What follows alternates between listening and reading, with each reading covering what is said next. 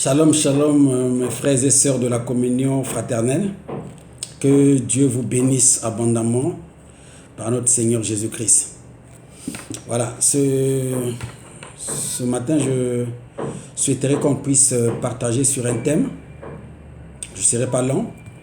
Vous allez lire dans Matthieu 14, versets 22 à 33. Et dans ce passage, vous allez lire beaucoup de choses. Je vais pouvoir vous exhorter sur ce passage-là.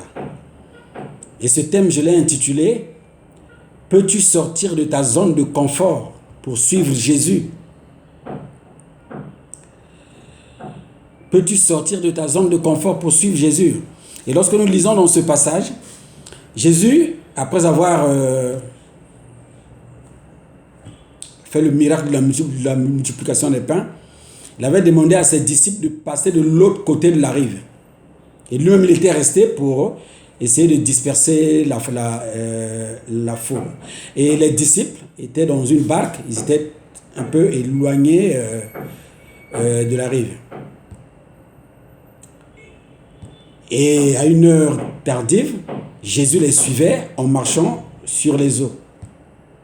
Ils avaient eu très peur. Très peur. Ils ont crié fantôme, fantôme. Ils avaient très peur. Mais Jésus, pour les rassurer, Jésus a dit non, mais n'ayez pas peur, c'est moi, Jésus. Et Pierre a eu ce courage de dire, si c'est toi Jésus, ordonne à ce que moi aussi, je puisse te suivre en marchant sur les eaux. Jésus a dit, viens. Et Pierre est sorti de la barque. Il a commencé à suivre Jésus en marchant sur les eaux. Et la barque ici, vous voyez que la barque, c'est un lieu de confort sur la mer. Parce que quand tu es dans une barque, tu ne peux pas t'enfoncer. Tu es là en sécurité. Vous voyez? Mais n'oubliez pas que dans la Bible, lorsqu'on parle de la mer, souvent, c'est une image du monde. Vous voyez que la mer, de temps en temps, il y a toujours des mouvements, des vagues, parfois des petites vagues, parfois des grandes vagues, parfois c'est des tsunamis. Voilà. C'est la même chose dans le monde. Il y a parfois des petites situations, mais là-bas on a appris qu'il a plu, les maisons se sont écroulées, et après donc, vous pouvez apprendre que là-bas il y a eu un accident, il y a eu soit 20 morts, tout. Vous voyez que c'est des petites vagues, il y a des grandes vagues, et voilà.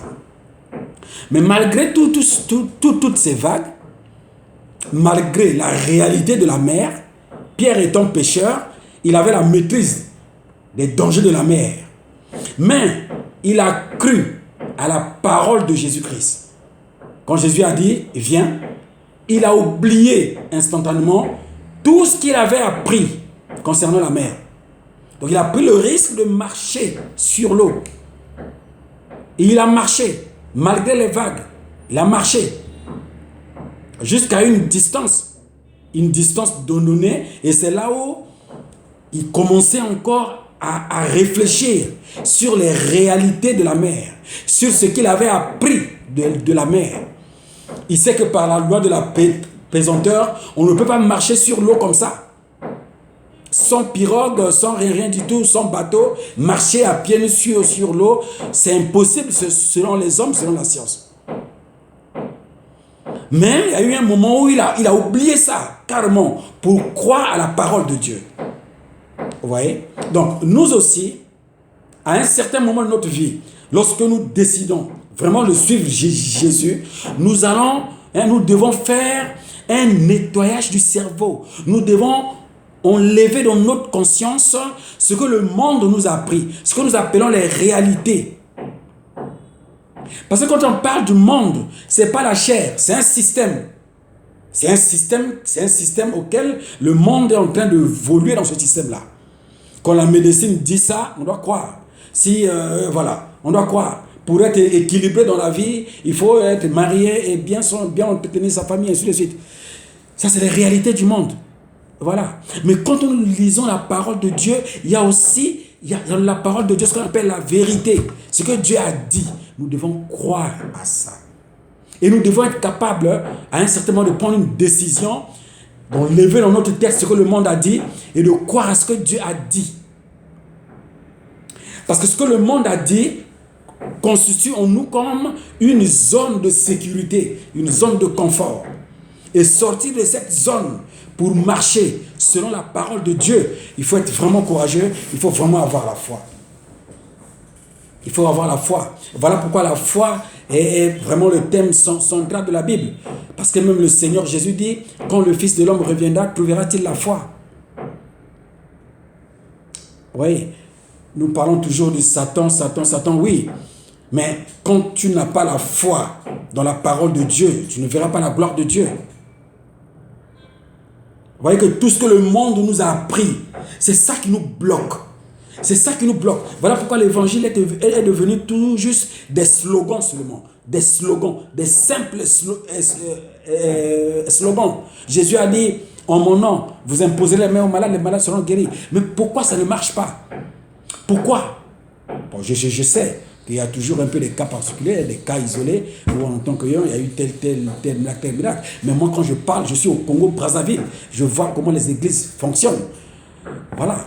Qu'est-ce qui fait que nous ne vivons pas des grandes choses, des grands miracles? Pourquoi?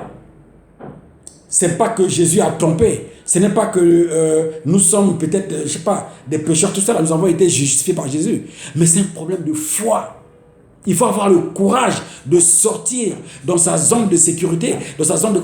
Ta zone de confort peut être ton boulot. On ne demande pas aujourd'hui que quelqu'un puisse abandonner son boulot. Non, c'est dans ta conscience que tu dois changer de mentalité. On a dit, soyez renouvelés dans votre conscience. Que vos pensées soient renouvelées. C'est un grand travail, même moi qui parle là, c'est un grand travail. Je sais que c'est un grand travail. Mais avec Jésus, nous serons capables. Parce qu'il a même dit que ceux qui croient en Jésus triomphent du monde. Mais la victoire qui nous permet de triompher du monde, c'est notre foi. Oui. Qu'est-ce que le médecin t'a dit? Qu'est-ce que le monde t'a dit? Qu'est-ce que la société t'a dit? Est-ce que tu préfères croire à cela ou croire à la parole de Dieu? Et voilà pourquoi on dit que la foi est une folie. Tant que tu n'as pas encore été qualifié comme fou, parce que tu crois à des choses que le monde ne croit pas, c'est que tu es encore rationnel. Tu vis dans la raison. On ne te demande pas d'être fou comme ça au hasard, non. Mais c'est que la parole de Dieu paraît comme une folie dans le monde. Imagine quelqu'un qui est né aveugle. Il a 18 ans. 18 ans. Mais il n'y a pas une science qui peut résoudre ça. Mais au nom de Jésus-Christ de Nazareth, l'aveugle là peut recouvrer la vue. Mais ça, c'est une folie devant le monde. Oui. Mais si toi, tu as fait la biologie, tu sais qu'un aveugle, c'est parce que les nerfs optiques ne fonctionnent plus. L'influx nerveux ne fonctionne plus, ainsi de suite. Tu as toute cette connaissance en toi. Mais c'est ça qui te bloque. Même si tu dis au nom de Jésus-Christ, au fond de toi, tu es certain, tu crois que ça ne marchera pas. Et tu ne verras aussi rien. Tu ne verras rien. L'apôtre Jacques a dit, quand vous demandez, il faut avoir la foi. Celui qui doute, c'est comme quelqu'un qui flotte, qui n'a pas l'assurance en lui. Et le doute, quelle est la source du doute? La source du doute, c'est ce que le monde nous a enseigné, ce que la tradition nous a enseigné. C'est ça qui vient s'ériger comme une montagne, comme un obstacle à la parole de Dieu. Nous disons que nous sommes nés de nouveau. C'est vrai, nous sommes nés de nouveau. Mais né de nouveau veut dire quoi? Ça veut dire que je suis né, je viens de naître. Ok, en Jésus. Voilà. Mais chaque fois qu'un enfant est né, qu'est-ce que les parents font? Les parents lui inculquent une certaine mentalité, une certaine coutume, une certaine tradition. Et voilà pourquoi vous voyez que dans chaque pays, dans chaque peuple, il y a une manière d'agir. C'est ce que les parents ont inculqué. Maintenant, nous aussi, quand tu es né de nouveau, tu es né dans la parole de Dieu, tu es né en Dieu, alors notre nouvelle coutume devient la parole de Dieu. Il faut que la parole de Dieu puisse maintenant être notre référence, notre tradition, notre nouvelle tradition. C'est ça. Voilà pourquoi dans Josué 1,8, il est dit, Que ce livre de la loi ne s'éloigne point de ta bouche. Médite-le jour et nuit, afin que cette tradition puisse devenir ton mode de vie. C'est alors que tu verras la gloire de Dieu. Jésus n'a-t-il pas dit à Marthe, si tu crois, tu verras la gloire de Dieu. Il faut d'abord croire pour voir. C'est ce qui est écrit dans la Bible, mon frère. C'est nous tous, hein, même moi qui parle. On est tous encore dans ce même problème. Et voilà pourquoi, tous ensemble, on est unis ensemble pour que, ensemble, on essaie de pouvoir prier l'Éternel qui nous donne vraiment cette force, cette capacité de sortir mentalement du monde, de cet inconscient collectif. On appelle ça comme ça. En psychologie, c'est l'inconscient collectif. C'est-à-dire le monde nous a mis dans un moule. On ne peut plus sortir, on est là. Même si on prie, même si on fait des jeûnes et prières, on est dans ce moule-là. Mais que Dieu nous aide. Que vraiment le Seigneur nous aide. Vous voyez que Pierre, en prenant le risque de sortir de sa zone de confort qui est la barque, il a quand même expérimenté qu'on peut marcher sur l'eau. Les autres l'ont vu, mais ils n'ont pas expérimenté. Mais lui, il a expérimenté parce qu'il a pris le risque. Donc, sans vraiment prendre le risque, c'est un risque, hein, sincèrement. C'est un risque. C'est un risque. Parce que le monde dit ça, mais toi, tu dis autre chose. Ouais. C'est vraiment un risque. Mais cela vaut la peine de prendre ce risque-là, si on veut voir la gloire de Dieu. Mener une vie chrétienne sans vraiment expérimenter la gloire de Dieu, ça vraiment c'est autre chose. Parce que l'évangile déjà, la bonne nouvelle de Jésus, c'est déjà un miracle. Parce que l'évangile est une puissance. L'évangile par définition est une puissance. Donc tu ne peux pas parler de l'évangile sans puissance. Tu ne peux pas les détacher. C'est une puissance. Donc nous devons prier.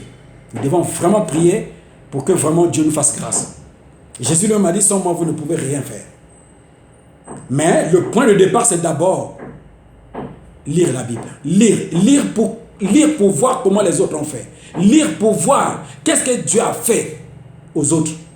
Afin de croire aussi qu'il est le même hier, aujourd'hui et éternellement. Ce qu'il a fait aux autres, il peut le faire à moi.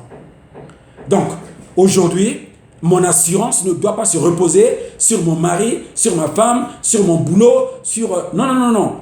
Nous devons sortir de cela. Parce qu'il a dit, maudit soit celui qui espère en l'homme. Quand on dit maudit soit celui qui espère dans l'homme, c'est-à-dire celui qui espère dans les systèmes du monde, celui qui met sa confiance dans les systèmes créés par des hommes, il est maudit selon Dieu.